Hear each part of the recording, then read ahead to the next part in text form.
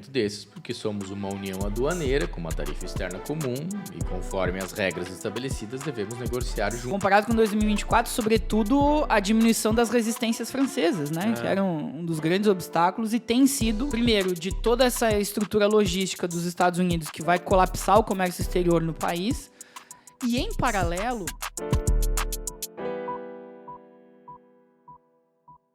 Saudações, movimentadores da balança comercial ao InvoiceCast. Último episódio do ano, então agora é hora da retrospectiva do Comex de 2025. Que ano, senhoras e senhores, que ano. E olha, tivemos uma retrospectiva do InvoiceCast muito boa. Sabe essa que tu recebe do Spotify, que tu fica compartilhando e quase ninguém quer saber disso? Então a gente recebe uma também do InvoiceCast. Já tem uma publicação disso nas nossas redes sociais, vou convidar você a seguir, tá? Tá na descrição do episódio, mas olha, uma das que foi a mais incrível de todas é que nos últimos 3 anos nós somos o top 5 podcasts mais compartilhados no Spotify e esse ano nós somos top 3%. Nós conseguimos reduzir 2%! Cara, a gente tá indo bem pra caramba. Estou muito feliz, muito obrigado ao seu apoio. Para você que ficou que recebeu a retrospectiva e estava ali entre os 5 dos 5 podcasts mais ouvidos, sabe? Marca a gente, manda para nós no privado também. A gente fica muito feliz de saber isso, de saber que o podcast está dando super certo. E claro que está dando muito certo também porque eu tenho as empresas aqui apoiando o podcast e isso faz muita diferença, tá? Então eu vou agradecer aqui a Broker Comex, a European Cargo, Ship2Ship, Allink, ES Logistics, Next Shipping, a Interfreight, Logcomex, Linea Logistics. Muito obrigado a cada um de vocês. Se você, empresa, estiver interessado em gravar aqui com a gente, participar dos episódios regulares, fazer gravações exclusivas, temos espaço ainda. Vem trocar uma ideia com a gente, vamos desenvolver esse projeto, tá? E claro, vou agradecer também aqui ao Daniel Corrêa da Silva, Ricardo Bruno Boff e a minha parceirona de follow-up do Comex também, Bianca Leles, que está de parabéns hoje. Então, entre nas redes sociais dela, mande um parabéns também, que ela está aqui comemorando da maneira que o patrão gosta, fazendo trabalhar mais ainda, né? Mas quando eu marquei esse episódio, eu não sabia que era teu aniversário. Tu só falou beleza, né? Então, comemorar do melhor jeito, né? É isso aí. Mas então, vamos lá. As redes sociais de cada um deles estão aqui também na legenda do episódio. Eu quero começar trazendo a parte mais abrangente, não vamos falar tanto das notícias ainda, que eu quero falar do dólar e do euro.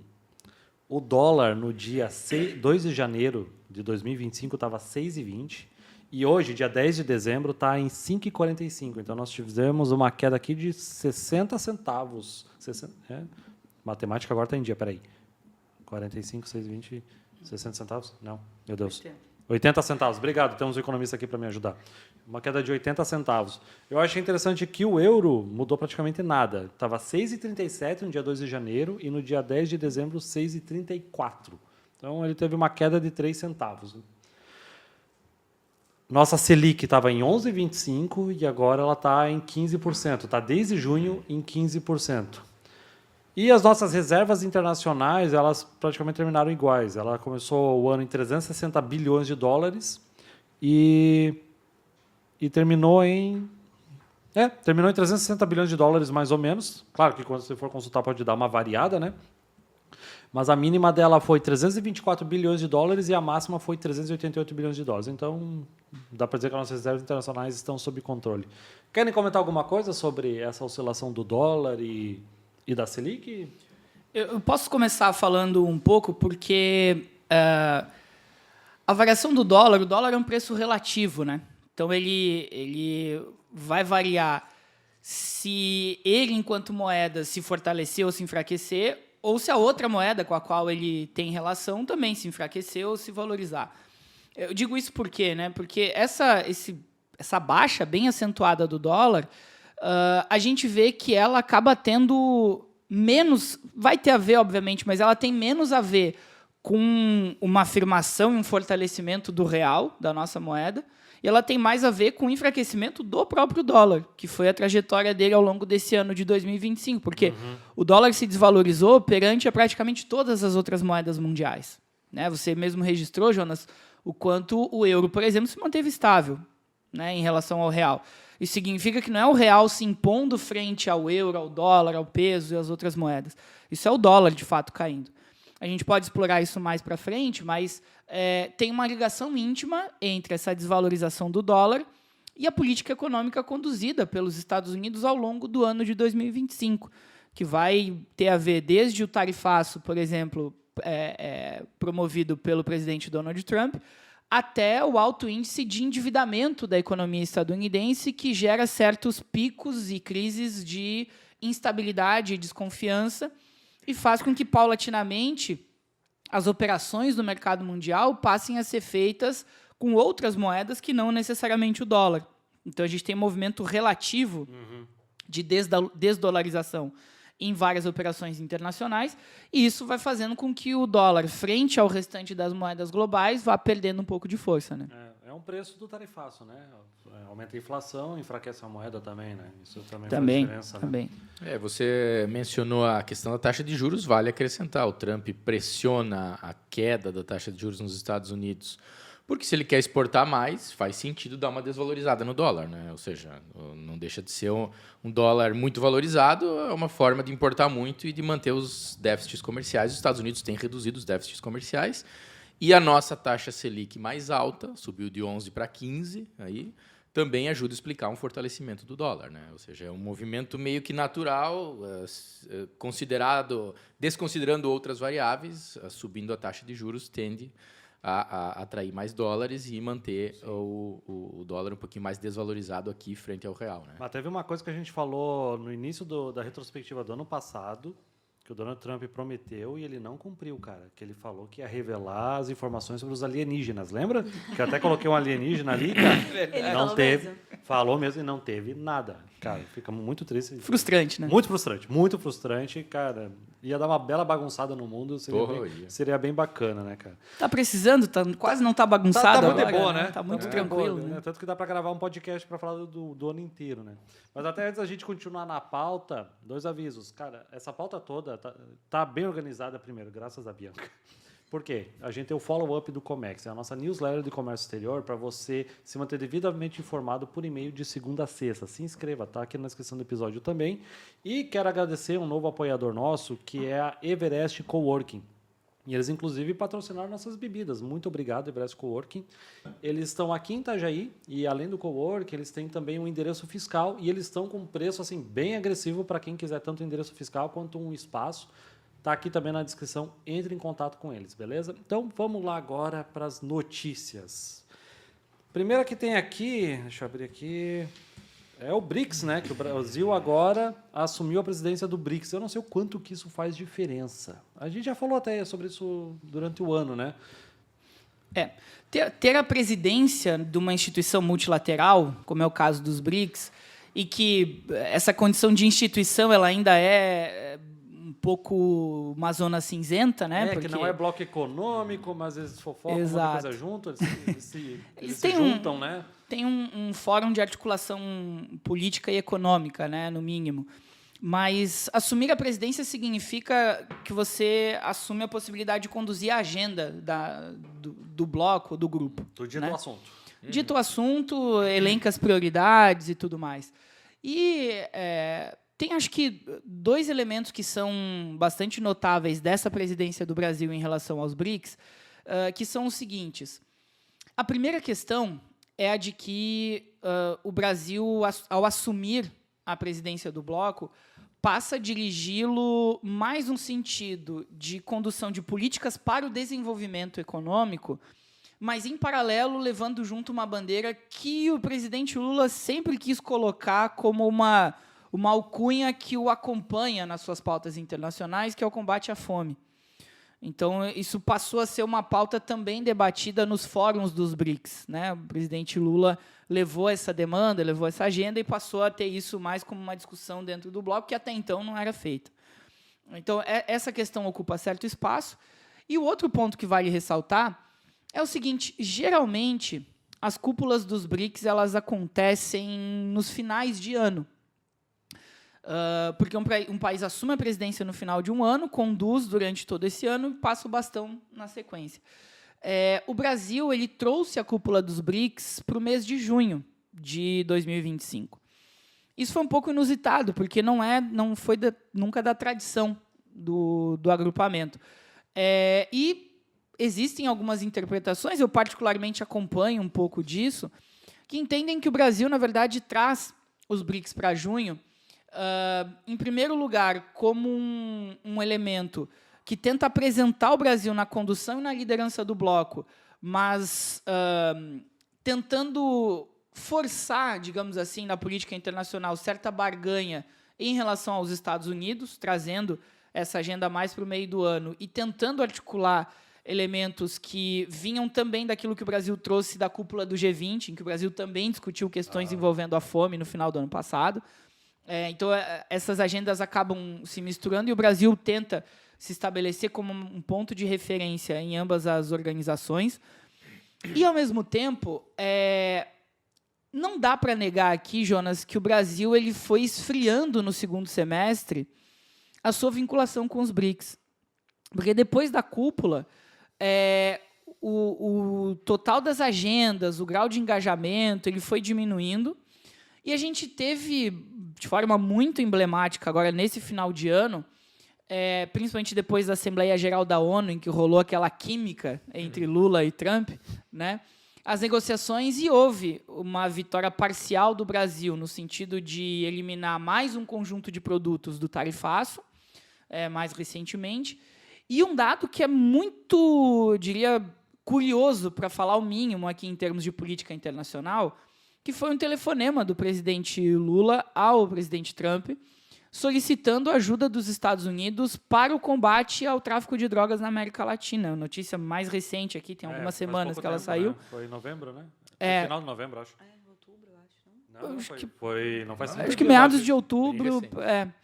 E assim, isso é um indicativo importante quando a gente está falando dos BRICS, porque também denota um certo redirecionamento da política externa brasileira em direção àquele eixo tradicional junto aos Estados Unidos. E ainda mais um tema tão sensível como o do tráfico de drogas, que sempre foi um tema caro na América Latina, principalmente em função da soberania dos países daqui. E é um tema que o Trump leva muito em consideração desde o início também, né? Exatamente. Tem trazido muito à tona esse tema, porque justifica essas intervenções que ele vai fazendo, né, pontualmente aqui e acolá, em especial agora no caso da Venezuela. Então, acho que essas são questões eu até queria voltar um pouco nesse assunto da presidência do BRICS, porque eu lembro que no primeiro semestre falava-se muito do BRICS Pay, fazer pagamentos em moedas locais, e aí realmente o Trump não estava gostando desse papo, né? Que era uma agenda que eu acho que a China estava levantando muito, mas o Brasil também levantou, né? E eu não sei, eu acho que isso também contribuiu para a gente depois sofrer o tarifaço. Possível. E o tarifaço foi sentido. Teve uma reação muito grande na nossa imprensa, um estado como Santa Catarina, isso a gente já conversou, vários setores, pesqueiro, teve o café, aí teve carne, aí teve toda a questão dos móveis, madeira e tal. E aí o Brasil vai buscar uma maior aproximação e começa a esfriar. Então, acho que sim, há uma correlação, né? Se nós olharmos um pouquinho mais ampla a questão geopolítica, né, nós temos os 3 BRICS que mais contam, os 3 principais, por tamanho do país, por tamanho da economia e por força militar. Rússia, China e Índia. Né? Os 3 são eurasianos, um triângulo da Eurásia. Aí tem a África do Sul, aí tem todos os do Oriente Médio que entraram, da Etiópia, o Egito, Irã, Emirados Árabes. E o Brasil é a ponta, né? Ou seja, o Brasil é o latino-americano, já que a Argentina não quis. Então, nós estamos entre o mundo que ascende na Ásia, ou seja, que vai adquirindo centralidade hegemônica, e o tradicional mundo do quintal dos Estados Unidos. Então, o Brasil joga nos 2 times, nos 2 campos. Tenta ganhar nesse mundo em ascensão e tenta não perder nesse mundo em relativo declínio. Agora, quando você tenta barganhar aqui e ali, às vezes você vai, digamos, pendular, né? E talvez no segundo semestre o pêndulo veio mais para os Estados Unidos, mais agressivos, o tarifaço foi sentido, e aí, claro, o time é muito recente, mas os Estados Unidos lançaram, talvez esteja na pauta, uma nova agenda de política de defesa, há poucos dias, que foi chamado de nova doutrina Monroe. Né? Quem lembra da doutrina Monroe lá atrás... América para os americanos era um recado para os europeus naquela época, 1823, 24. Europeus, fiquem na Europa que agora aqui tem dono. No século XXI, em 2025, o recado é para a China. A América Latina sempre teve um dono, então nós não queremos a presença chinesa. Então, vamos tentar de todas as formas, em termos de economia, moeda, infraestrutura. China, Rússia e Estados Unidos em cima da Venezuela. Agora, e aí, essa mostra de força na Venezuela para mostrar do que eles são capazes. Que a Rússia já mandou muito armamento para a Venezuela, a China comprou muito petróleo da Venezuela na época que estava mais pesado ali as sanções, né? Não que não esteja muito hoje em dia, mas... Então, os três disputando a Venezuela, né? Porque acho que...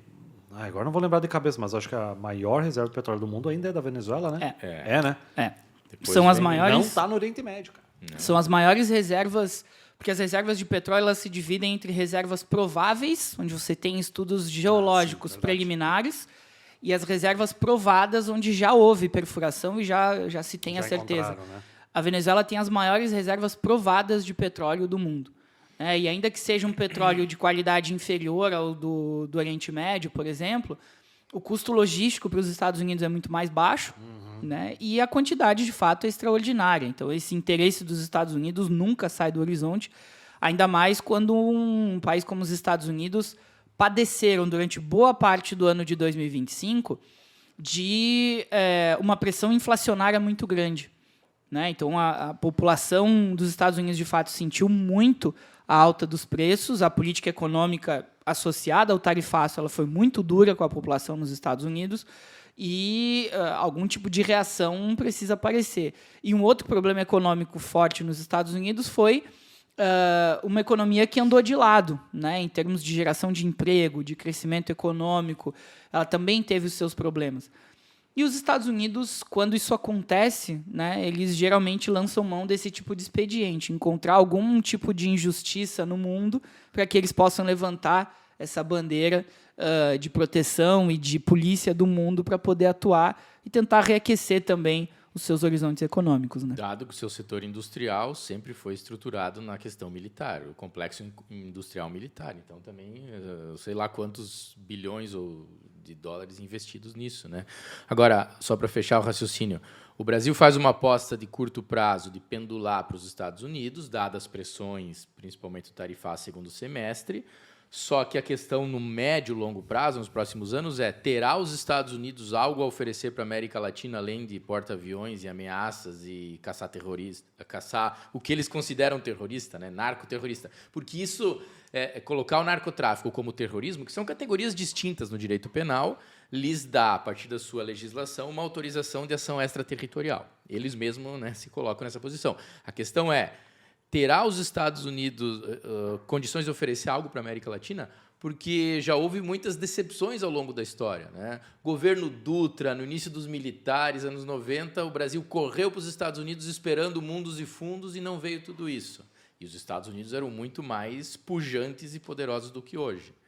Uma reaproximação vai vir o quê? Além do alívio das tarifas. No longo prazo, talvez a China, em termos comerciais de investimento, o Porto de Chancai, Estados Unidos não é China, não é Estados Unidos. Então, eu não sei se os Estados Unidos vão ter muito a oferecer e se não é aquela coisa de quem está caindo mostrar força, mas os chineses estão vindo de outra forma e acho que a sedução chinesa continuará. Porto de Chancai é desse ano, né? É desse ano. É desse ano, cara. Verdade, né? Isso aí foi um baita movimento geopolítico da China, né? Portos são muito importantes, né, cara? Foi. O que eu já ouvi de comentários, aí a gente tem mais especialistas no comércio exterior nos acompanhando aqui, né? Mas, assim, o Porto de Chancai ele faz parte de uma trajetória de criar corredores bioceânicos, um através do Peru e outro em andamento também através do Chile, né? Como uma estratégia da China de ter essas duas possibilidades de escoamento para o eixo do Atlântico e do Pacífico. Porém, em termos estratégicos, ele ainda não consegue atingir todo o potencial que está revelado, principalmente por causa de algumas inconsistências em relação ao trânsito logístico de mercadorias entre os países. Algo que já me relataram, por exemplo, é o fato de que as limitações de transporte, por exemplo, entre caminhões, os eixos, a carga que pode circular do Brasil em direção ao Peru, por exemplo, enfrenta certas restrições que não permitiriam usar a potencialidade total. Por exemplo, um caminhão de grãos que tenha mais de 4 ou 5 eixos, ele não poderia circular em certas rodovias peruanas. Então, existem ainda alguns entraves logísticos que precisam ser superados. Mas, convenhamos, o principal entrave, que é você ter o porto lá no outro lado, já está resolvido. Então, agora, claro, com o andar da carruagem, é possível que algumas dessas coisas vão se ajeitando pelo caminho, né? Sim, o regulatório, a hora que o agro bateu o pé, a tendência é o governo agir.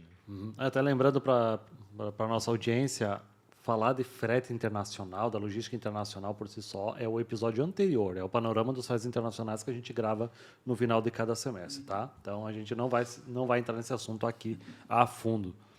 Até porque, cara, manjar do mercado de frete, Deus o livre, tem que ter os especialistas aqui com a gente.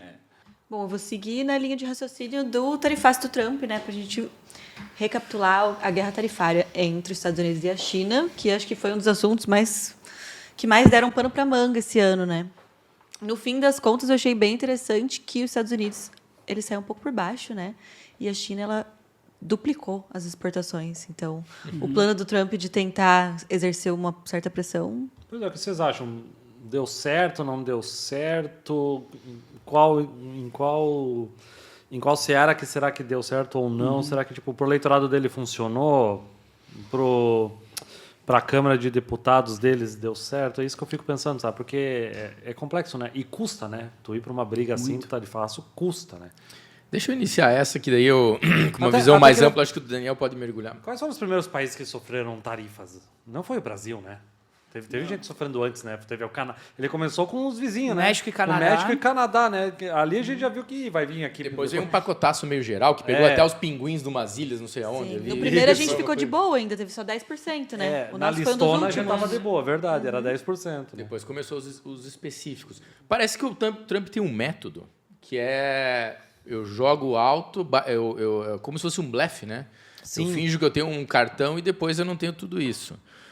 É um método até certo ponto que pode ser racional. Eu vou anunciar que eu vou destruir a tua casa e depois eu só coloco fogo, assim. Então, ou seja, ameaça muito e coloca menos, né? E talvez também pode ser uma percepção de poder dos Estados Unidos equivocada, que ele está com a cabeça nos anos 70, 80, que ele acha que os Estados Unidos ainda são uma superpotência como eram, que continua sendo, mas já não tem mais todos os elementos que tinha antes. Então, parece que se consolida isso em todas as formas do Trump agir, tanto no tarifaço quanto na questão militar. Primeiro vem uma ameaça muito alta e depois vem um recuo. Esse é um ponto. E o segundo ponto é a inflação interna. O mesmo que aconteceu com o Brasil, que o cara vai fazer um tarifaço para o café, não faz nenhum sentido. Assim, para o aço, que eles têm indústria, até faz. Para o setor moveleiro, quem sabe lá tem alguma coisa para proteger. Carne, mais ou menos. Mas não faz sentido. E o tarifaço para a China, o maior fluxo comercial do mundo é entre os dois. É óbvio que isso vai gerar inflação interna. E aí não tem um crescimento econômico e produtivo interno que compense essa inflação. Por exemplo, a China prevê um crescimento de 5% no ano que vem. Então, eles vão aumentar os gastos, eles vão ter déficit primário, pode ser que tenha alguma pressãozinha inflacionária, mas o crescimento econômico vai estar acima. Logo, compensa. Os Estados Unidos não têm isso. Não tem um crescimento econômico e nem produtivo que vai compensar. Então, era a crônica do problema anunciado. Então, até que ponto Trump, esse blefe dele, ele acredita ou ele tenta assustar para depois colher menos? Mas que tem um método aí, tem, né? Acho que essa seria a primeira... Eu acho que agrada muito o eleitorado dele também, né? Eu acho mostrar que é macho também, essa coisa toda, faz parte faz acontecer, do teatro, né, cara? Eu faço acontecer. Ele conseguiu fazer a China retomar a compra da soja, essa trilha.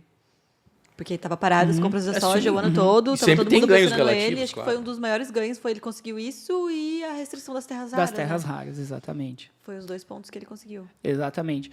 Eu acho que nisso, duas questões principais assim que dá para destacar, né? Uma delas é, fazendo uma ponte, inclusive, com o tema do dólar e do enfraquecimento da moeda, isso que o Ricardo colocou, né? A China tem uma economia que pode produzir algum déficit, mas o seu crescimento econômico mais do que supera as limitações dessa expansão do déficit. No caso dos Estados Unidos, desde que eles rompem com o padrão ouro-dólar lá nos anos 70, a economia deles muda uma lógica de funcionamento. Antes, os Estados Unidos precisavam acumular reservas em ouro para poder emitir moeda. Quando eles rompem com esse padrão, eles invertem a lógica. eles passam a primeiro emitir a moeda e depois eles vão produzir riqueza para tentar rechear aquela moeda de algum conteúdo. Do contrário, o déficit se expande, do contrário, a inflação pode acontecer, por isso que eles precisam liberalizar a economia muito logo depois da ruptura do acordo, porque aí o dólar ganha uma conversibilidade, uma circulação global e deixa de pressionar a inflação do ponto de vista doméstico. Mas esse é o modus operandi desde então dos Estados Unidos. E eles têm apostado numa expansão forte do déficit, já desde os governos anteriores, para tentar dar um grau de aquecimento à sua economia. No governo Trump, em 2025, ele assume com um grande programa de ajuste fiscal, vale dizer. Ele começa a cortar muito, ele elimina vários empregos públicos, demite muita gente, tenta fazer várias reformas estruturais no Estado, nos Estados Unidos. Com Musk, exatamente, numa secretaria. Aquilo foi um fogo de palha muito louco, né? Nossa, cara. E aí brigaram, ficaram tudo bravo um com o outro, não se falam mais, né? Não se falam mais. Meu Deus, gente. Exatamente. Então, assim, tem todo um processo ali que eu queria destacar porque ele tá por trás desse movimento econômico dos Estados Unidos, né? Uma moeda que se enfraquece e aí os Estados Unidos tentam, mediante o enfraquecimento da moeda de um lado, que torna os seus produtos mais competitivos internacionalmente, como o Ricardo sublinhou, e o tarifaço de outro lado, eles tentam ter uma projeção comercial maior. Essa é uma mudança de estratégia em relação ao que vinha acontecendo com o governo Biden, ou a estratégia democrata, digamos assim, em linhas mais gerais. Eu sou muito partidário da ideia de entender que os Estados Unidos eles estão um regime de partido único com duas alas. Não vejo grandes diferenças entre republicanos e democratas. Mas, do ponto de vista dessa condução estratégica específica, o que eles acabam fazendo? Os democratas eles tinham uma atuação assim: nós vamos tentar fazer um desenvolvimento científico e tecnológico para manter essa liderança dos Estados Unidos num setor de serviços e tentar fazer com que a economia de serviços nos Estados Unidos compense os déficits comerciais do que eles não produzem internamente, né? E a economia foi caminhando nessa direção durante um bom tempo, algumas décadas, inclusive.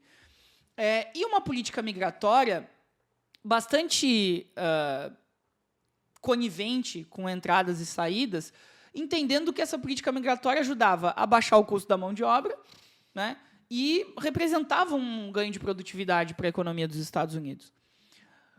No governo Trump II, ele muda essa lógica, né, porque vocês vejam o que é, por exemplo, ele cortar o financiamento de universidades como Columbia, Harvard. Ele está, na verdade, semeando uma defasagem tecnológica daqui a algumas décadas para os Estados Unidos, quando ele corta esse tipo de investimento. Isso não vai estourar agora, vai estourar daqui a um bom tempo. Então, e essa turma vai para algum outro país, né? Exatamente. Os que iam de fora para os Estados Unidos já não vão mais no mesmo volume, e os próprios estadunidenses, pesquisadores, podem começar a tentar buscar outras alternativas, inclusive na China. Né? Então, esse é um movimento em que os Estados Unidos, a partir desse governo Trump, deixa de priorizar, como priorizou em outras épocas, a liderança e a proeminência no setor de serviços e tenta, através da parte da balança comercial de bens, retomar alguma projeção econômica. Isso me parece fundamental porque os Estados Unidos, quando fazem esse giro e também travam a entrada de imigrantes, eles tentam conter, do ponto de vista do balanço de pagamentos, uma sangria das contas deles, que era exatamente o déficit comercial e a fuga de dinheiro que existia das remessas de imigrantes, que ainda é muito grande, né? Mas eles vão tentando conter isso no balanço.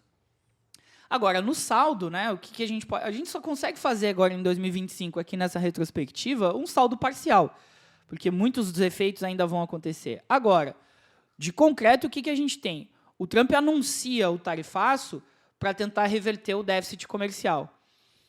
Ele diminui, de maneira tímida, mas diminui, o déficit comercial dos Estados Unidos. De quase 900 bi, como foi batendo em 2024, ele recua. A gente tem que ver os dados ainda, mas vai passar para algo em torno de 700, talvez. Ele vai conseguir dar uma acomodada nesses indicadores. Ele encolheu 41 bilhões de dólares. Em 41 bi. Então é muito pouco para uma economia do tamanho da dos Estados Unidos. Quanto é que é o PIB dos Estados Unidos? 3 trilhões, é isso? O PIB deles, 29 trilhões de dólares. Nossa, errei feio essa. 3 trilhões é o nosso, um pouquinho mais. Tá certo. O nosso está em 2 tri de dólares, mais ou menos. 2 e pouquinho. Mas aí, a questão que acontece é, nessa semana em que nós estamos conversando, estamos gravando aqui, dia 10 de dezembro, para quem está nos acompanhando depois, mas... Gente, o mundo é muito louco, capaz de acontecer muita coisa até dia 31, tá? Então, aí perdoa a gente, né? O que acontece? Nesta semana, precisamente, a China divulgou que, pela primeira vez na história, ela superou o patamar de $1 trilhão em superávit comercial. Meu Deus. Simbolicamente no ano de 2025, como efeito do tarifaço. Então, quer dizer, se a gente for fazer um balanço parcial, os Estados Unidos deixaram de importar 40 bi, conseguiram atenuar alguma coisinha aqui e ali, e a China deslanchou, conseguiu diversificar muito mais os mercados, acelerou um processo de diversificação que já vinha em andamento, e os Estados Unidos deram um gigantesco empurrão para isso. Esse é o ponto. A pessoa que mais estimulou a globalização em 2025 foi o Trump, cara. A gente nunca viu tantos países negociando entre eles. Gente, ele conseguiu fazer China, Japão e Coreia conversar, cara, para fazer negócios. Gente, eles se odeiam. Tá, não é de ódio, loucura, mas não se bicam de jeito nenhum, cara. Inclusive com recentes escaramuças aí. Cara, teve umas tretas sinistras entre China e Índia. China e Índia conversando também, cara. E teve escaramuça também. Entre então... China e Japão, né, Jonas? Teve a primeira ministra do Japão, primeira vez eleita, e a declaração chinesa, a declaração dela a respeito da China e a resposta chinesa foram muito contundentes. Então teve uma escalada diplomática forte, coisa de 2 meses atrás, assim, nessa disputa.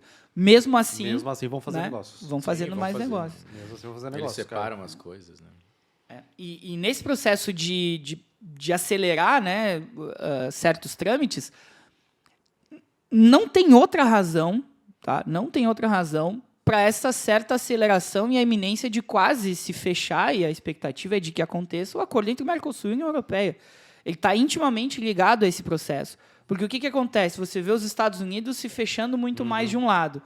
Você vê uma China super multilateral, mas também atropelando a própria Europa. O que uma Europa espremida por China de um lado e Estados Unidos do outro faz? Bom, eu vou recorrer ao mercado latino-americano, porque lá eu consigo ser competitivo ainda, consigo desovar meus produtos. É isso que a Europa busca. Porque, do contrário, como é que a gente explica um acordo que está paralisado há mais de 20 anos começar a ser retomado em 2019? Era esse o cenário. E foi a Europa que começou a buscar a América Latina de novo e começou a buscar as conversas com o Mercosul. E aí o Mercosul também, os países aqui mais alinhados, se viram numa condição em que, olha, dada a circunstância da leitura global, eles fizeram uma interpretação de que valeria a pena amplificar as conversas. Dá para dizer que o acordo União Europeia-Mercosul evoluiu bem em 2025, né? Dá para dizer, né? Ele evoluiu bastante, né? Comparado com 2024. Comparado com 2024, sobretudo a diminuição das resistências francesas, né? Que eram um dos grandes obstáculos e têm sido relativamente mais atenuadas nesse ano de 2025. A expectativa do governo brasileiro é ainda celebrar uma assinatura mais decisiva, já seria a terceira assinatura, né? Isso vai avançando.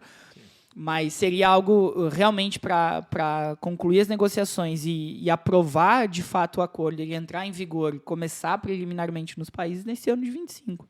E aí, 20 de dezembro. 20 de dezembro é a data. Teve uma notícia aqui que tu separou que eu achei muito legal, que foi o efeito das fabricantes chinesas de se organizar no TikTok depois que tinha sido anunciado o tarifaço de 145% dos Estados Unidos. Queria que tu falasse dele, Bianca. Nossa, isso para mim foi um dos pontos altos dessa guerra tarifária. Assim, um dia abrir o celular e ter 50 vídeos de fornecedores chineses expondo para o mundo inteiro que as maiores marcas de luxo do mundo são feitas na China e eles poderiam vender diretamente para você por 1/3 do valor.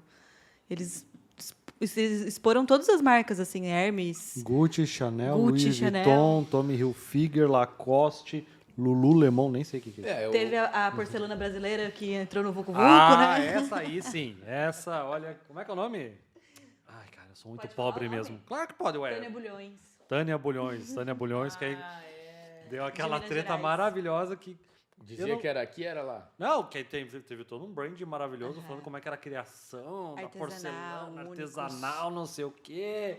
Cara, coisa maravilhosa e tu feito na China. Tu feito na China. Começaram a raspar o fundinho e ver o Made in China. Made in China, e aí, tipo, alguém descobriu uma fábrica que fazia igual Não, eu não lembro como é que começou Por o estopim muito mais disso. barato. Eu acho que Mas uma tinha- pessoa fez um vídeo Uma que pessoa viu ela um vídeo, tava lá na raspou. China, eu acho que e aí começaram a raspar. Essa daí ela achou, vem pra vender lá. Com a mesma pintura dos limões sicilianos, a mesma coisa. assim. É, isso. É quase um TCC feito por IA aí, né?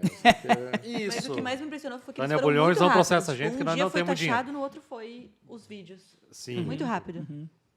Tem uma autora Fez brasileira- diferença? Não sei, porque eu tava num shopping chique um tempo atrás lá em São Paulo, tava lá só passeando mesmo, tava lá a loja Tânia Bulhões. Então, não sei o quanto isso afetou a vida deles. Convencer a turma de comprar, né? Mas eu estava citando uma professora brasileira que ela já trabalhou na OMC, a Vera Tortensen, né, que ela é referência na área comercial, e há algum tempo ela diz: o crucial no comércio internacional não são mais as tarifas, são as questões regulatórias, as facilitações de comércio, por exemplo, que passam desde logística, a questão aí de eixo de caminhão, até tudo que envolve as Legislação agências ambiental. regulatórias, questões ambientais, questões sanitárias, questões de bem-estar animal e por aí vai.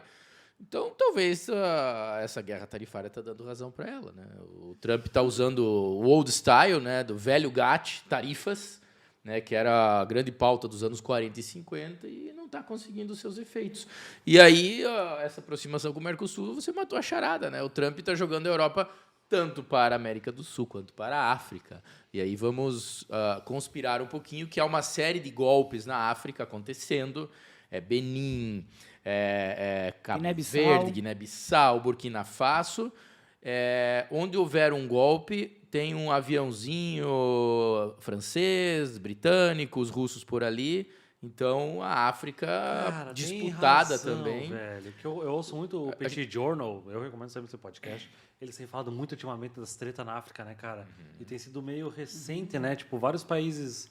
O que Caramba, sobrou de imperialismo cara, francês é Agora, no norte agora da tu África. explodiu minha cabeça aqui. Realmente faz todo sentido, cara. O britânico também, os russos buscam ali com o grupo Wagner e tal. Então a África, que é uma mina de tudo que é coisa, e os chineses estão cada vez mais na África, é um ponto de disputa também, né? E aí os europeus ainda conseguem exercer alguma força imperial, né?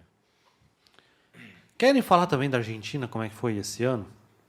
Eu não está direito aqui na pauta, mas acho que seria interessante a gente mencionar, porque, cara, a gente não pode negar que o Milei se esforça para trabalhar, cara. Isso aí a gente não pode negar, cara. Que ele corre atrás da grana, só que ainda é o tendão de Aquiles da Argentina, que é a falta de reserva internacional de dólar, né, cara?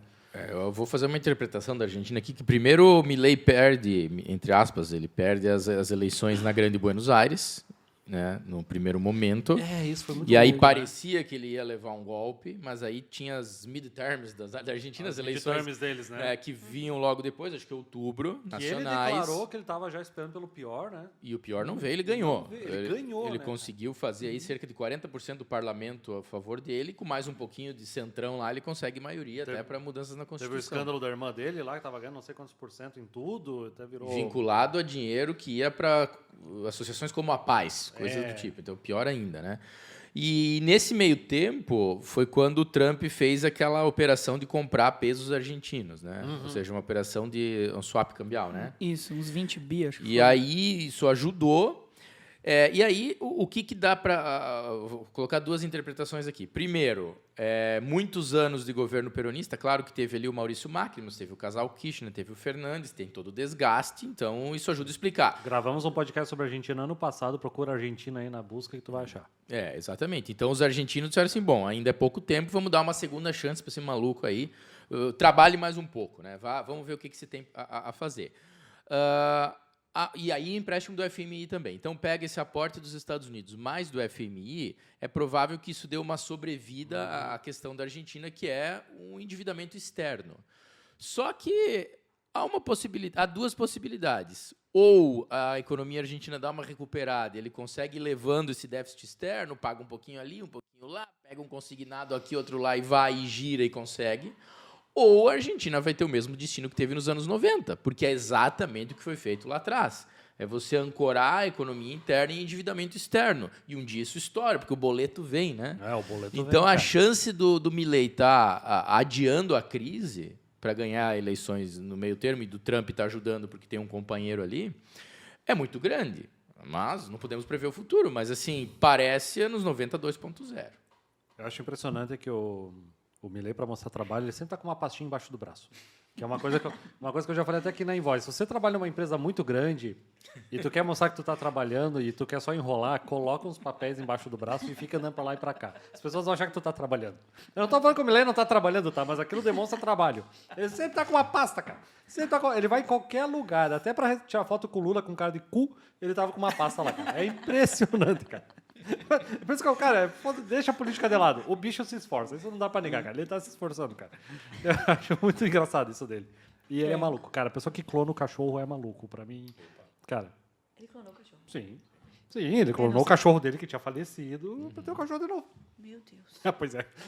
Sem comentários. Mas ele conversa com o que faleceu, recebe conselhos isso. e clonou o outro E aqui. faz show de rock e lota o Luna Park, que é um lugar tradicional lá da Argentina. Então ainda tem os malucos que vão...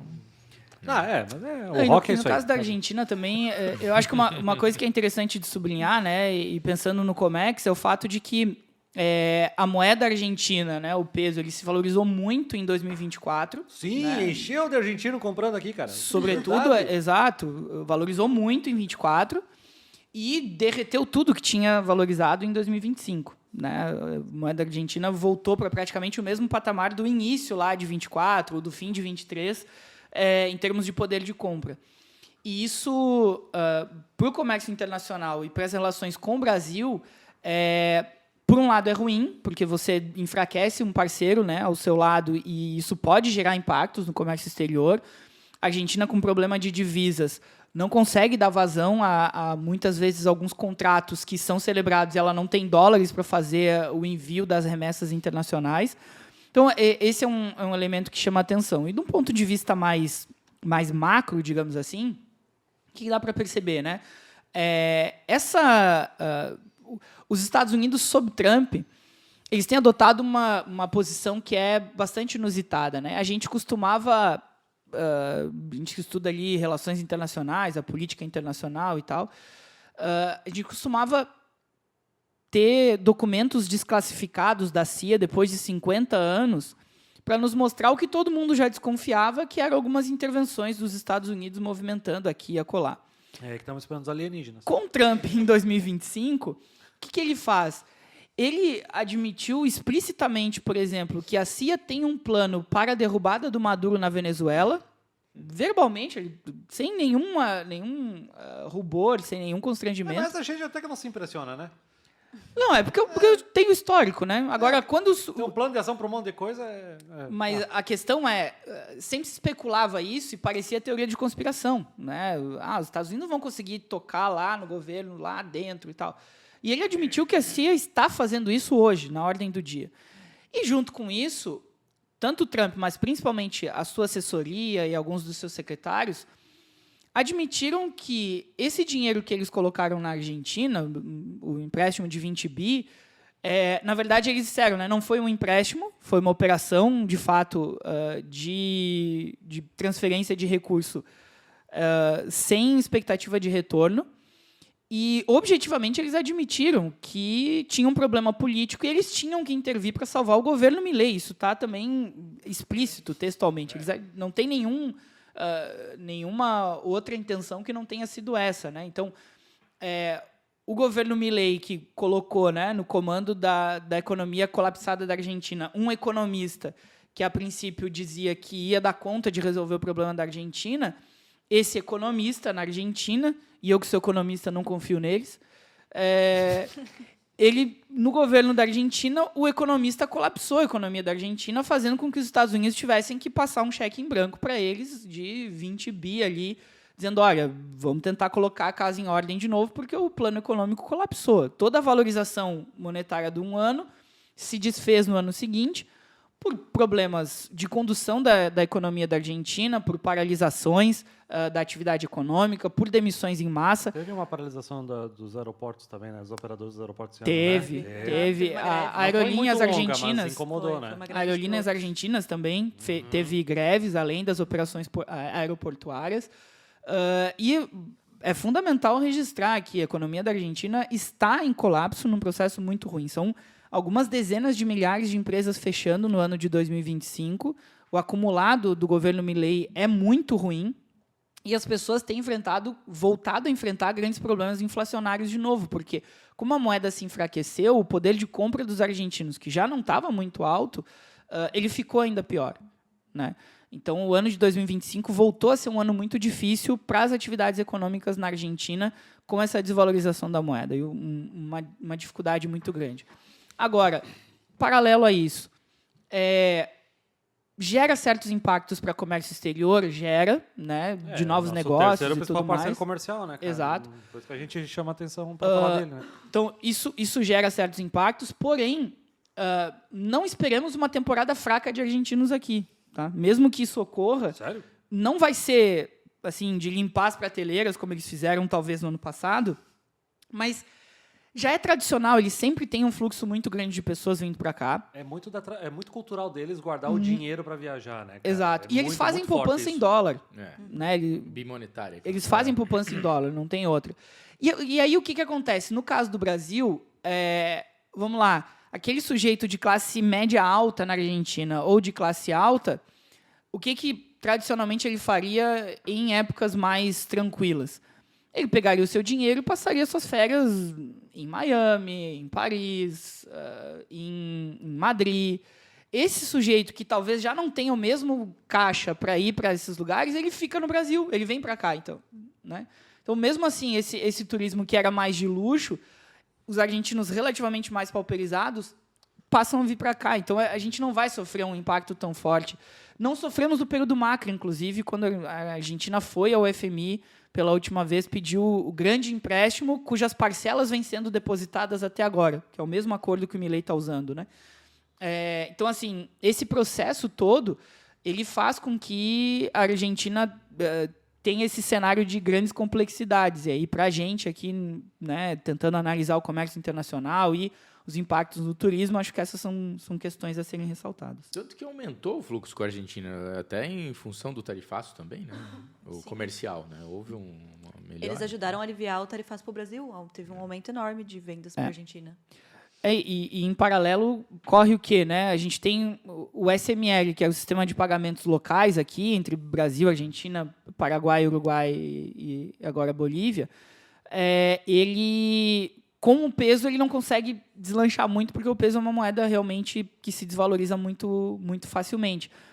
Mas aí a gente volta no caso da China, porque as transações em yuans passam a aparecer e começam a dar mais visibilidade no país.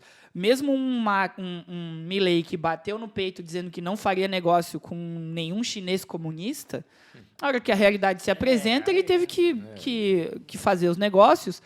E uma das parcelas que ele pagou para o FMI entre os anos de 24 e 25, uma das parcelas ele teve que pagar em yuans e foi aceito que ele pagasse em yuans, porque ele não tinha dólares para fazer o pagamento. Então, o yuan foi a moeda que se apresentou para ele conseguir concluir a transação. Então, nesse processo, isso também vai fazendo com que se fortaleçam algumas relações regionais, infelizmente não com as nossas moedas, ainda tendo que recorrer a outra, mas alternativamente ao dólar, algumas coisas assim vão aparecendo, né? Trazer uma notícia mais fora do que a gente está falando, até para isso aqui não ser a retrospectiva do Trump. O bicho chama atenção, né? Que a gente Difícil não voltar para lá. Difícil não né, voltar nele, né? Ele aprontou pouco. Mas esse ano, cara, a gente teve encerramento das greves dos auditores fiscais, né, cara? Foi no dia 11 de julho, cara. 7 meses e... Na verdade, sim, isso é a greve, porque aí eles fazem paralisação, aí tem a operação padrão. Sempre tinha alguma coisa diferente, a gente chama de greve para falar de uma forma geral, né? Se for levar o pé da letra, era diversas coisas diferentes que eles fazem. Tinha a operação desembaraço zero. E outra coisa, né? Aqui a Bianca colocou para mim, né? Que prejuízos estimados foram de 14,6 bilhões de reais de novembro a março. E no CARF, né, onde são negociadas diversas dívidas e outros assuntos mais... que é o Tribunal de Tributos do Brasil, né? Falando de uma forma bem, bem simples. Tinha 51 bilhões de reais parados lá. Então, é uma grana muito importante que atrasou de entrar nos nossos cofres, né? Então, que bom que acabou, né? Fora os prejuízos diretos para os importadores, os exportadores que Ai, ficaram sim, pagando nem o demurrage, todas as coisas que são Demurge, valores armazenagem. imensuráveis, né? Então, como se não bastasse as restrições externas, tivemos essa também para somar, né? Sim. Isso, né? Inflação pra gente, nossos produtos importados mais caros. Que bom que acabou e tomara que não volte tão cedo, né? E aí tem um país, né, Jonas, que estrutura toda a sua economia em torno de um arcabouço fiscal, né? E que não consegue lidar com o mínimo de reajustes em categorias do serviço público que são estruturais, são essenciais para a nossa economia. Então, os auditores fiscais, como eles são precisamente responsáveis pela arrecadação do Estado, eles têm que ser tratados com prioridade, pensando numa racionalidade de Estado aqui, né? Sim. Porque eles impactam diretamente a arrecadação. E, nesse caso, o governo bota umas restrições que são, muitas vezes, de papel, e aí acontecem alguns aumentos meio absurdos no legislativo, no judiciário, e algumas categorias como essas ficam para trás e que têm poder de mobilização, né? E aí atravancam o comércio internacional. E independe do governo do momento. Cara, é impressionante. Não importa se a esquerda ou a direita fazem a mesma coisa, cara. Total. Não tem. Aí pesa essencialmente o corporativismo, né? O espírito de corpo, de fato, de atuar em nome de uma categoria e fazer aquela defesa independentemente do governo de ocasião. Pode ter mais ou menos mobilização, mas a categoria vai buscar. E aí os auditores, eu acompanhei parcialmente aqui a greve, mas muito da discussão aqui era por reposição salarial, não era aumento real. Nós fizemos uma live com um representante do sindicato no resenha do Comex, tá no YouTube do Invoice Cash, e era reposição salarial, cara. Acho que era 6 anos. Direito de todos os trabalhadores, porque a gente pode ficar pé da vida com os impactos, mas é uma carreira que tem uma previsão de reajuste, congela o salário, e aí o que vai acontecer com a categoria? Já faz um bom tempo que o próprio FMI assume que certas políticas de austeridade vão reduzir tanto o teu movimento econômico quanto a arrecadação, né? Uma coisa é você cortar os privilégios, é você cortar os excessos. Agora, o que a Argentina está fazendo é a crônica das empresas fechando lá na frente. Tem artigos do FMI que o FMI não é campeão mundial de vamos gastar. Mas mesmo eles dizendo, a Grécia, excesso de austeridade, matou a economia. A Argentina está fazendo a mesma coisa. E é um exemplo do Brasil, ou seja, um arcabouço fiscal que às vezes é mal aplicado e você gasta pouco onde deveria gastar mais e lá na frente arrecada menos. Então é contraprodutivo, né? Contraprodutivo. Mas é papo para outra hora, tá? Eu queria voltar num assunto aqui que a gente estava falando da Argentina e eu lembrei de um assunto muito importante que tem rolado nas notícias nos últimos dias, que são os atritos que estão acontecendo no Mercosul, né? A gente teve recentemente o acordo que a Argentina está negociando com os Estados Unidos, que deu uma estremecida ali inicialmente, e agora o Uruguai anunciou recentemente um acordo com o CPTPP, que é Japão, Canadá, Austrália, Chile e Reino Unido. E tem alguns economistas, algumas pessoas do governo, falando que esses acordos entre... Como fala mesmo? Esqueci a palavra. Países? Blocos? Eu vou olhar na minha colinha aqui, peraí. Unilaterais. Tá. Com os acordos unilaterais, eles vão fora da regra do Mercosul. E eles estão querendo rever as regras do Mercosul. Vocês acham que tem chance disso acontecer mesmo? Porque, na concepção deles, o Brasil está ficando para trás, assim, porque o Uruguai tem seus acordos, a Argentina faz seus acordos e o Brasil não pode. Tem chance, eu diria que, para começar, é ilegal um movimento desses, porque somos uma união aduaneira com uma tarifa externa comum e, conforme as regras estabelecidas, devemos negociar juntos, como estamos fazendo com a União Europeia. Já fizemos com a Coreia do Sul, enfim, tem vários... Egito, Israel, e por aí vai. Temos. E, agora, quando o Mercosul foi lançado, anos 90, 94 entra em vigor a tarifa externa comum, e a zona de livre comércio já começa a partir de 90, 91, houve um crescimento muito grande, e chegou num determinado momento que o Brasil, vamos pegar o Brasil como exemplo, mas dá para considerar para os outros também, chegou a ter entre 15% e 20% das suas trocas comerciais no Mercosul, no auge, e depois começou a reduzir, baixou de 10%. Né? Embora a Argentina seja o terceiro importantíssimo, principalmente para o setor industrial. Então, houve uma redução da importância relativa da região nas trocas comerciais, principalmente porque a China vem engolindo todo mundo. Então, diante disso, começa cada vez mais setores pressionar. Pressiona aqui, pressiona ali, vamos furar a tarifa externa, vamos buscar acordos bilaterais, né, sem ter que levar todo mundo junto. Como o Brasil ainda tem um setor industrial, apesar do seu recuo importante, que vê na Argentina, no Uruguai, no Paraguai, na América do Sul como um todo, entrando na Bolívia, como o seu único lugar que pode exportar, né? Por exemplo, outro dia o pessoal de Brusque dizia assim, a Fischer ela consegue entrar nos países da América do Sul com muito mais facilidade do que vai entrar na União Europeia, porque lá tem as Fischers alemãs, né, que tem até nome alemão. Né? Ou seja, é difícil concorrer com esse tipo de empresa. Então, nós precisamos do Mercosul. Tem um setor industrial que ainda quer o Mercosul. O Uruguai não tem setor industrial, a não ser uma indústria de processamento simples aí para fazer doce de leite, vinho, esse tipo de coisa. A Argentina cada vez menos, e o Paraguai menos ainda. Então, faz sentido, se o Brasil não compra desses países em volume grande, suficiente, a produção primária ou de uma indústria mais simples, a ponto de viabilizar a permanência deles no Mercosul, a China compra. Então, faz sentido que essa queda relativa de presença do Mercosul na nossa pauta exportadora de todos os países faça com que, em algum momento, os incentivos a permanecer sejam cada vez menores. Para o agro brasileiro e para a indústria, por exemplo, a indústria da agroindústria catarinense, uma Aurora, por exemplo, não precisa de Mercosul. Eles vão exportar para a Ásia, para a África, para a China, etc.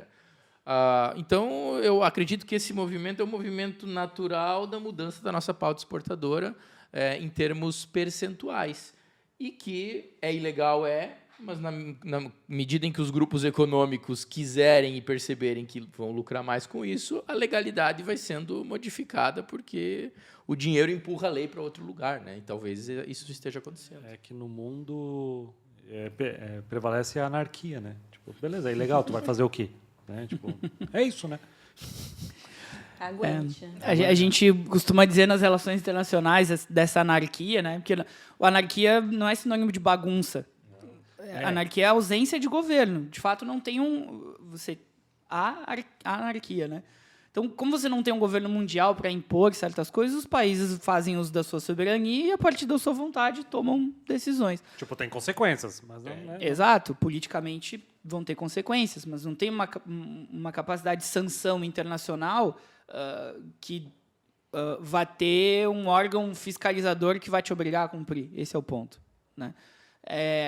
Bom, do ponto de vista do Mercosul, vale registrar, né? O Mercosul ele foi criado sob uma base como uma união aduaneira e que está no estágio, a gente costuma dizer, de uma união aduaneira imperfeita, né? Com um pergaminho de 3 quilômetros de exceções para fazer uma união aduaneira, mas é mais ou menos isso aí.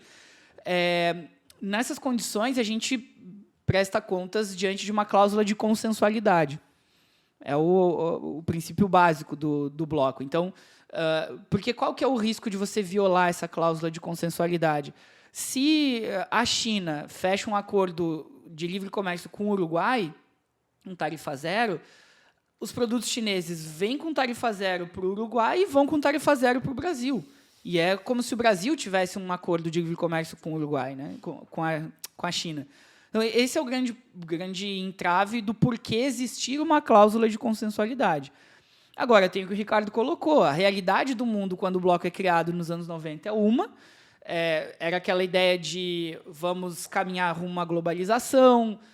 Primeiro vão ter vários acordos regionais, mas é como se isso é muito típico do pensamento liberal, né? O somatório das partes vai configurar o todo.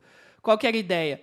Vários acordos regionais de liberalização vão culminar num grande acordo mundial de liberalização. O mundo caminharia naturalmente para isso. Era a expectativa.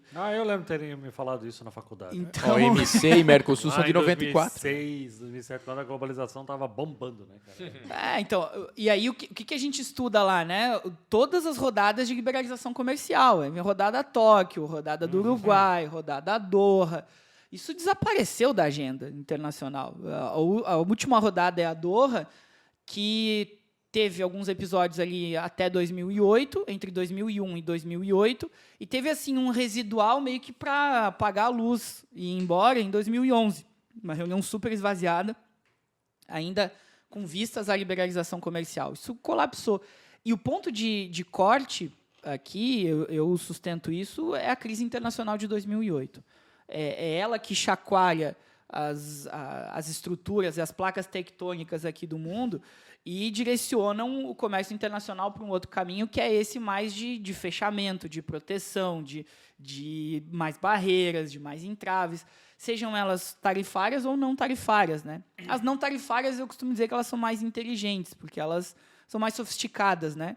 Você diz assim, até queria comprar de ti, mas você derruba árvores, então, desculpa, vai contra os meus princípios, então eu não vou comprar de você. Mas eu queria, né? Queria muito, mas não vai dar. Então, esse processo, né, que vai criando as barreiras, ele vai sendo a tônica. E o Mercosul vai responder a isso. Acho que o Ricardo é muito preciso nessa colocação, porque é mais do que legítimo entender que Uruguai, Argentina, Paraguai busquem alternativas, né? E o Mercosul ele foi, depois de ter um certo avanço até meados dos anos 2000, como um bloco que adensava cada vez mais as relações entre os países, de 2008 para frente, ele só vai encolhendo, vai regredindo e vai voltando a figurar como uma espécie de um raquítico acordo comercial. É o que ele volta a ser. Porque todo aquele adensamento cultural, educacional e tal, ele vai fazendo água. O acordo do Mercosul na União Europeia vai ajudar ele? Vai dar uma sobrevida? A declaração da diplomacia brasileira e o engajamento da diplomacia brasileira tem sido esse. O ministro Mauro Vieira, junto com um assessor especial da presidência, Celso Amorim, eles disseram: o acordo Mercosul-União Europeia vai cumprir uma função de salvar o Mercosul. É esse o horizonte da diplomacia brasileira, porque não se enxerga outra alternativa. Só um acordo com a União Europeia, dada a circunstância, o cenário atual, é capaz de reaglutinar os países para que eles voltem a ver vantagens no bloco de novo, né? Essa tem sido a interpretação, diante desse cenário muito mais complexo que se desenhou. Um acesso a 600, 800 milhões de consumidores, claro que não é pleno, né? Mas é mais ou menos o que tem a União Europeia, né? Falando de uns conflitos mais diretos, nós tivemos esse ano também umas trocas de mísseis aí entre a Índia e o Paquistão. Também tivemos Israel e Irã também fazendo uma bagunça. Da Índia e do Paquistão, inclusive, nós gravamos um podcast esse ano sobre os dois, até para entender por que tem tanto problema entre eles. Só procurar aí no agregador, na busca Índia, Paquistão, em VoiceCast, tu vai achar. Não faz muito tempo que ele foi ao ar. Mas também não teve mais problema, né? Tipo, apazigou ali, tipo, acho que teve Inglaterra e outros países falando deixa disso para todo mundo e não tivemos mais problemas, né? Esse é o típico conflito que vai e vem e vai continuar sendo assim. Daqui 2, 3 anos volta, porque são inimigos naturais, ou seja, tem ali toda uma questão cultural. Vai lá, assiste o podcast, né, que pode ver. Mas não adianta, estão disputando o topo da montanha de onde sai a água dos dois países. Então, isso é muito crucial, ninguém vai abrir mão. Então, quando o conflito dá uma reduzida, alguém tem que mostrar força. Então, vai lá e faz um movimento para escalar um pouquinho, o outro responde, mas como são duas potências nucleares, para por aí. Há sempre um risco, mas o risco é calculado. Essa lógica vale para as Coreias. Ali aquele quadripé, né? China, Coreia, as duas, mais Japão. São conflitos que interessam àqueles que estão fazendo o conflito. Ou seja, há coisas que ninguém quer abrir mão, então não quer nem escalar e nem parar com o conflito. E sobre Israel e Irã, né? Outro conflito que escalou muito calculado. Então, Israel atacava o Irã até um ponto, o Irã respondia até outro ponto. E Irã avisava, né? Avisava. Mandavam uns drones lentos para Israel se preparar. E aí... duas coisas, né? Israel mostra a sua força, uma vitória militar avassaladora em Gaza, porém com custo humanitário, uma acusação de genocídio muito séria e que pode ter desdobramentos de longo prazo, inclusive na imagem do país, e já está tendo. Isso por um lado. E por outro lado, o Irã, embora avise, né, e faça uma coisa muito calculada, mostrou que o domo de ferro de Israel não é impenetrável. Destruiu prédios dentro de Tel Aviv, né? Então, deu uma pausada, continuam as escaramuças, o pessoal continua sendo atacado em Gaza, os dois países se olhando. O programa nuclear iraniano faz 6 meses que ele vai terminar há 20 anos, então a gente não sabe se falta 3, falta 5, falta 10. Tá mais ou menos isso. E o Trump, né? A gente tem que falar dele, né? Segundo ele, foi ele o grande responsável por dar essa diminuída na intensidade do conflito ali, principalmente Ele Israel-Palestina. quer o Nobel da Paz. E aí ele não ganhou o Nobel da Paz, mas Da ele FIFA. ganhou um prêmio da FIFA, né? Então, tá tentando, né? Inclusive Cara, na Ucrânia e na o Rússia. presidente da FIFA, esse tá com um belo trabalho, né, cara? Fazer uma Copa do Mundo nos Estados Unidos com o Trump presidente. Esse bicho O quer... Trump tendo guerra contra os imigrantes, contra visitantes, contra todo mundo, né? Com o Irã na Copa, né? Irã na Copa. Irã na Copa, verdade, né, cara? Falando nele, né, tivemos o shutdown também, que foi o shutdown mais longo dos Estados Unidos, né? 43 dias. Bianca, o que mais aconteceu nesse shutdown? 43 dias, 12 mil atrasos de voos, 200 cancelamentos. Nossa senhora, bem bom para o comércio exterior isso, né? Nós temos um baita fluxo de mercadorias vindo de lá, importação, exportação. O cenário... Essa é uma coisa muito... Cara, eu não ouço falar de outros países terem esse shutdown. É uma coisa só dos Estados Unidos isso, ou tem outros países que também passam esse tipo de coisa? Isso não acontece no Brasil, né? Não acontece de maneira formal, né? Mas a greve dos fiscais da Receita Federal É um uma das shutdown, expressões, né? Porque você tem um orçamento engessado e não consegue deslocar para outras atribuições. É que todo país, à sua maneira, estabelece certos regramentos para gastos, né? Então, isso é relativamente comum. Agora, trazendo um pouquinho do tópico anterior para desaguar nesse, quando, do ponto de vista pessoal mesmo, né, e sociologicamente, quando se está confortável materialmente, né, e aí não é só dinheiro, mas é dinheiro também, quando você tem uma situação relativamente com a sua vida organizada, né, você consegue prever o que vai acontecer, o que você quer fazer futuramente e tal. Quando você tem isso minimamente estabelecido, e aí projetando isso de uma pessoa para um país, quando isso ocorre, é muito mais tranquilo você fazer relações interpessoais ou relações internacionais, né? Meu ponto do ponto de vista material, o mundo está muito mais acirrado, muito mais hostil. E nós temos hoje, os dados sempre conflitam um pouco, mas entre 65 e 85 focos de conflito acontecendo em várias partes do mundo simultaneamente. A gente nem mencionou aqui, mas essa semana estourou Camboja, Tailândia, por exemplo. Verdade. Nossa. Outro conflito que, volta e meia, ele reaparece, né? E são vários desses conflitos pontuais e regionais que expressam um pouco, inclusive, um grande dilema dos analistas nas relações internacionais, que seria o fato de teremos ou não uma terceira grande guerra mundial, né? E aí, no final das contas, o que a gente vê é uma miríade de pequenos conflitos, mas que estouram sempre tendo alguns grandes atores no entorno ou por trás, né? Desse ponto de vista, é que a gente pode interpretar vários desses conflitos acontecendo, né? Então, o fato de Israel abriu 6 frentes de ataque simultaneamente. Não é pouca coisa. Você estar num conflito envolvendo a faixa de Gaza, mas atacar o Líbano, atacar o Iêmen, fazer ataques à Síria, ir contra o Irã, tudo isso ao mesmo tempo, né? E o Egito, tudo isso, o Egito não, a Cisjordânia, tudo isso ao mesmo tempo, é um barril de pólvora das relações internacionais. E aí tem Índia e Paquistão, tem... Bom, outra da hora aqui, os Estados Unidos passaram a contestar um acordo que eles têm de fronteira com o México, por onde passam os rios, que é de onde os Estados Unidos captam água, e o México também capta água para abastecimento. Os Estados Unidos estão contestando esse acordo, dizendo que o México está abusando do rio e está deixando áreas nos Estados Unidos secarem, enquanto o México consegue ter água em abundância. Quer dizer, essas coisas não incomodam até você ter algum tipo de crise material. Esse é o meu ponto, né? E aí a hostilidade ela vai crescendo em níveis muito escalados. Quando a gente projeta isso para uma liderança... E aí eu digo isso porque o Trump ele não é causa desses conflitos. Eu enxergo ele muito mais como resultado. Ele é consequência de um cenário em que, eleitoralmente, as pessoas vão dizer, bom, eu quero alguém que venha e dê um basta nisso. E eu quero alguém que venha com pulso firme. E aí, essas soluções meio mágicas, né, emanadas na figura de um sujeito que ganha uma figura mística, algo assim meio transcendental, acaba acontecendo em várias partes do mundo e o Trump encarna isso como o principal vetor desse tipo de comportamento.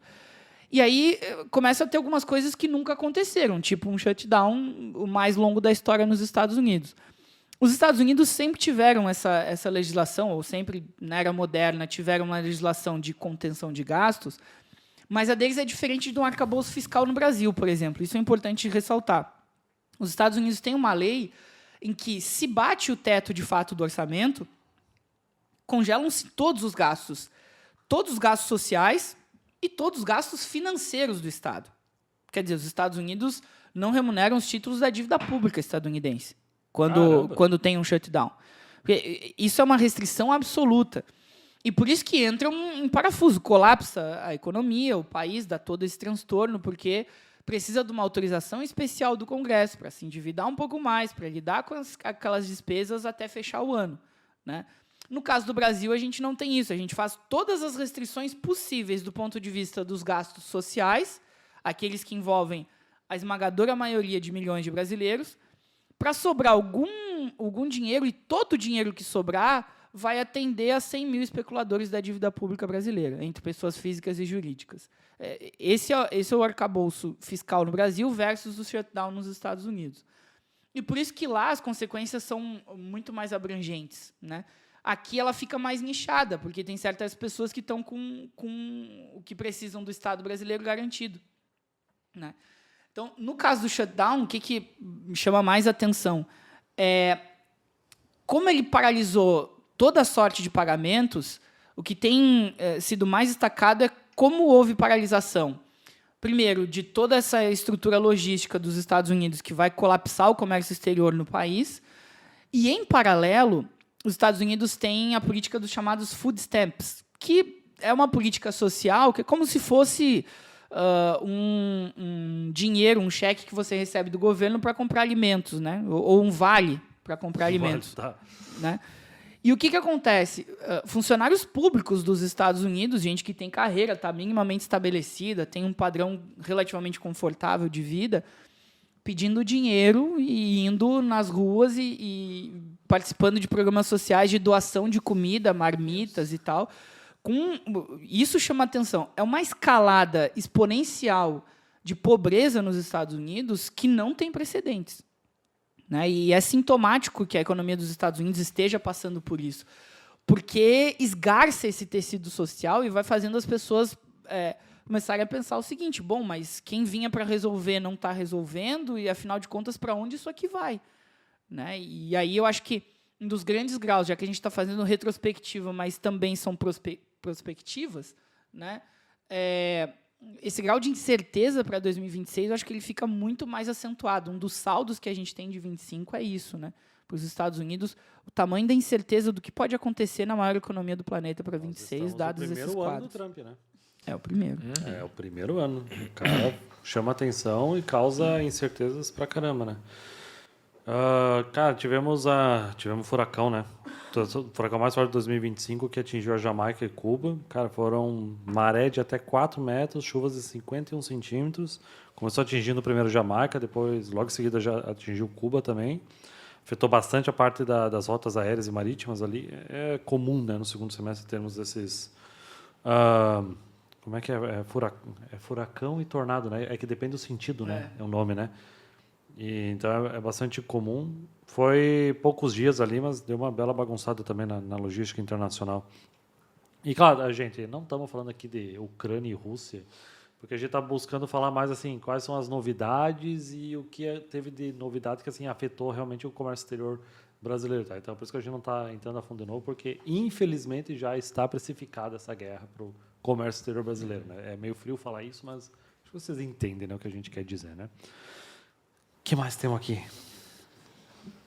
Ficou alguma coisa de fora, senhores, que vocês gostariam de trazer eu não também? sei se esse furacão tornado que aconteceu em Cuba e na Jamaica tem a ver com aquecimento global, ou é uma causa mais natural ou não. Eu não tenho preparo técnico para saber disso, mas nós tivemos a COP30, né? Sim. E a COP30, que ela teve aí... Bom, as COPs, elas geralmente... Se você tem muita expectativa, você vai sair frustrado, porque é sempre um avançozinho de passinho de tartaruga. Um pouquinho aqui, um pouquinho ali, mais promessa do que Quem teve muita efetivamente... expectativa foram os Airbnbs lá. Né? Opa, Cobrando esses saíram bem. Olha, Esses saíram bem. porra, gente. Eu acho que o grande saldo positivo é que essa COP, as últimas tinham sido uma no Oriente, ali nos Emirados Árabes, em outra lá na Ásia No Central, Azerbaijão, no né? Azerbaijão, e essa teve mais movimento social, teve protesto dos indígenas, da população de Belém foi lá nos pavilhões, as escolas, então O chanceler alemão reclamando o do chanceler Brasil. alemão reclamou, e depois ele foi reclamar do pão lá em Angola, então o cara é Chato pra caralho, velho. Nunca tá bom, pouca cara. diplomacia, né? Xingaram Guaraná e tudo também. Cara, não mexe com o Guaraná. Não, Não mexe com o Guaraná. Velho. Só é falta falar mal das patrimônio nossas nacional, capivaras né? também, cara. Não, aí Pô, eles tomam suco de tomate, eles querem falar do nosso isso? Guaraná. Porra, cara. Toma cidra, velho. Vai se ferrar, cara. Porra, Mas uma coisa culinária que... alemã ainda.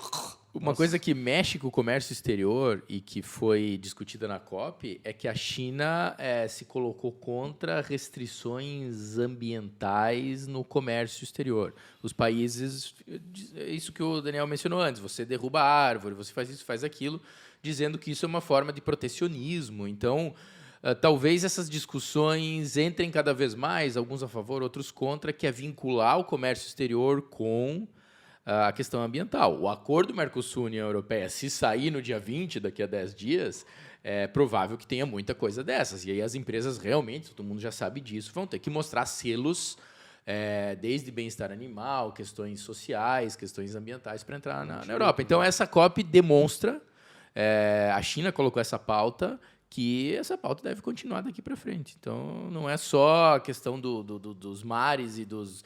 Aliás, aqui em Santa Catarina também tivemos tornados, agora estamos tendo tornado de novo, ciclone, esse tipo de coisa. Não tivemos nada forte como nos últimos anos, ainda bem, né? Ainda bem, mas assustou. No Paraná, sim. E foi por muito pouco aqui em Santa Catarina, porque teve, Paraná mas não teve. pegou áreas urbanas, como aconteceu no Paraná, cidade pequena. Teve uns alagamentos e tal, mas assim, não nas proporções de 2023, por exemplo, que foi muito feio aqui. Exato, mas eu acho que as pessoas têm cada vez mais que se conscientizar. Eu acho que o nosso público é consciente disso, de que não está nada desvinculado do comércio, né? Essa questão. Não é bom para os negócios termos que enfrentar enchentes, né? Se quiser olhar dessa maneira, né? Então, E também acesso a mercados. Né? Você perde mercadoria, é uma rodovia que a gente perde acesso, né? Então, temos que olhar dessa forma também. Porque aí tem o seguinte, né? A gente tem todo um cenário, foi colocado aqui já, das hostilidades maiores no mundo. Então, desde os ataques dos Houthis no Iêmen, passando pelos piratas da Somália, tudo aquilo que a gente até repercutiu em outros momentos ao longo do ano, né? Então, É Houthis ou Houthis? Eu não sei. eu também não sei. Faz. Você sabe? Comenta aí, que a gente não sabe como é que eu pronuncia esse negócio. Não domino Tá, mas enfim, os Houthis, vamos lá. Então, esse processo, ele estaria dentro de uma situação de hardship clauses, né, em um contrato internacional. São coisas que estão além do seu controle, você não consegue estimar muito quando vão terminar, né, e afetam o comércio internacional já. E tem outras que são força maior, né, eventos da natureza e tal, que você sabe que são pontuais, mas não por isso causam menos transtorno. Agora, dessas duas frentes, eu acho que o grande ponto é o quanto isso demanda para profissionais de comércio exterior em geral essa compreensão que é multissetorial, que precisa compreender o quanto um conjunto de elementos ao redor do mundo vai influenciar lá na ponta o seu trabalho propriamente dito, né?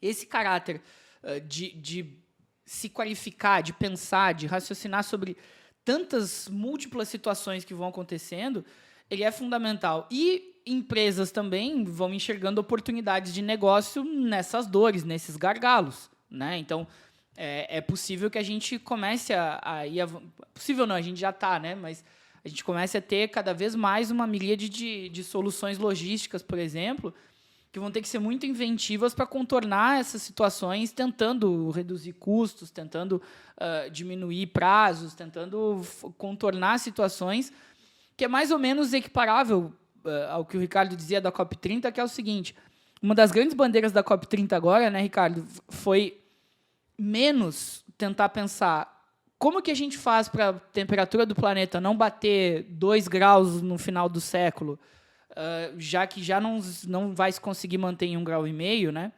Mas uma das grandes agendas da COP foi assim, adaptabilidade. Como é que a gente pode mudar agora a estrutura das cidades, das pessoas, das empresas, já sabendo que vai bater próximo dos 2 graus a mais? O que a gente pode fazer diante de uma situação que já está dada, né? Então, é mais ou menos um pouco esse caráter, né? A situação está dada, um cenário de eventos climáticos extremos e cada vez mais intensos está dado já, né? Então, o que a gente vai fazer com isso? Porque a agenda em paralelo que seria necessária, ela está em segundo plano, infelizmente. Agora, já que existe uma situação real dada, a questão é como lidar com ela, o que a gente pode ter de alternativa, né? E nessa discussão, a polarização política, que a gente vê dentro e fora. Então, lá no G20, na África do Sul, a África do Sul propõe uma agenda bem progressista em termos ambientais, em termos sociais. Tem uma questão lá que os Estados Unidos afirmam que tem um apartheid contra os brancos agora, uma perseguição, e aí a África do Sul nega, diz, não tem coisa nenhuma. O que os Estados Unidos fizeram? Não mandaram alto escalão para o G20, boicotaram o G20 na África do Sul. O próximo são eles, assumiram a presidência. O Trump falou, sempre ele, né, que vai ser dentro de um clube de golfe em Miami e que não vai convidar a África do Sul, vai convidar a Polônia, que tem um pensamento mais próximo. Então, percebam que aí, os Estados Unidos não queria que assinasse, né, o que foi decidido nessa agora, e aí a África do Sul, não, vamos assinar sim. Assinaram, e aí, então não vou convidar vocês. Tipo, não é um negócio que não se convida, tu faz parte, né? Tipo, tu é membro. Né? Mas aí volta a presidência, quem coloca a agenda. Então, esses problemas todos tendem a polarizar dentro e fora. Né? Sim. Bem lembrado que o Daniel falou dos Houthis, né, que recentemente começaram a semear CGM, né? Começou a voltar a transitar no Mar Vermelho, né? Ainda com muita calma, pouca coisa, né? Porque estão com medo, né? Eles programaram a primeira viagem para 15 de janeiro. E a partir de 15 de janeiro, todas as embarcações vão passar pelo Canal de Suez agora. Se nada acontecer até lá, né? E aí, do outro lado da Península Arábica, se desse a guerra no Irã, ali travava o petróleo também ali no Golfo de Omã, né? Então, no Estreito. Então é isso, gente. Tá bom já de notícia, né, para esse ano, né? Vocês acharam... Pois é, eu esqueci de perguntar no início. O que vocês acharam? Esse ano deu mais trabalho ou menos trabalho para acompanhar comparado com o ano passado? 2020. Mais trabalho. Deu mais trabalho, né? Eu achei mais trabalho também. Deu mais trabalho, né? Para fazer essa pauta, meu Deus. Foi difícil. Eu tive que filtrar bem, assim, porque foi muita coisa. Não, senão a gente ia ficar umas 5 horas aqui. Se a gente fosse tratar de tudo a fundo, realmente ia... Nossa. É que esse ano eu terminei meu doutorado, então eu tô com a... Parabéns, meio confuso, né? Doutor Ricardo. PhD agora, sim. Não, mas vai cobrar mais caro ainda agora para estar aqui, cara. Meu Deus do céu. Não é 7 horas aí. Um copo vai ser 2. Tem mais apoiadores aí, ó. Excelente. Então, você ficou até o final. Cara, manda um feliz ano novo para nós aí, cara. O último episódio do ano. Nós ficamos bem felizes quando vem esses comentários aí. Onde você quiser, nas redes sociais, nos agregadores de podcast. Fala aí se ficou alguma notícia muito importante de fora, algum detalhe que a gente devia ter abordado. Esse feedback é sempre muito importante para nós. Voltamos em janeiro, vai dar uma pausinha, vai ser ali na metade de janeiro que a gente volta, mas continue com a gente. Com certeza tem episódios que você não assistiu durante o ano. Aproveita para matar a saudade da gente.